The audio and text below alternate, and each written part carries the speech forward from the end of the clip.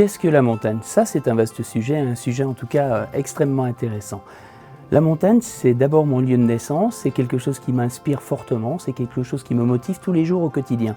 Que ce soit en hiver, évidemment avec le ski, la neige, le blanc qui est omniprésent, et l'été avec des randonnées, des couleurs interchangeantes à l'automne, et un bonheur tout simplement à l'état pur de vivre ici.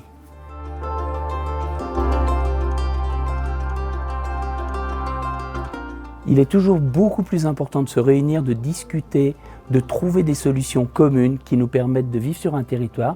Ne pas oublier que c'est un modèle économique et social qui a été monté à l'origine pour vivre à la montagne.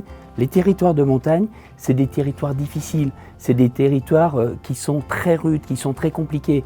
Et le bouleversement climatique n'arrange pas les choses en ce moment.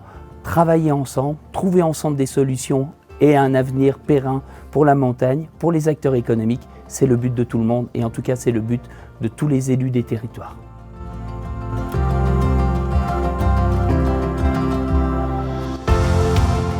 Alors la montagne de demain, elle sera très polyvalente, c'est-à-dire qu'elle sera évidemment occupée en hiver puisque à l'origine la surfréquentation, sans parler de surfréquentation dans le sens non noble du terme, c'est une volonté de faire venir des gens dans un espace qui est dédié pour cela.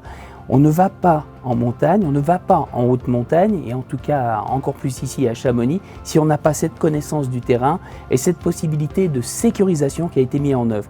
La montagne de demain, pour moi, elle se déclinera de plus en plus l'hiver, l'été et l'intersaison. La montagne de demain, elle est vivante en toute saison, elle permet d'accueillir tout le monde avec une climatisation naturelle en été et des zones d'évolution dans de la neige, dans des sommets en hiver.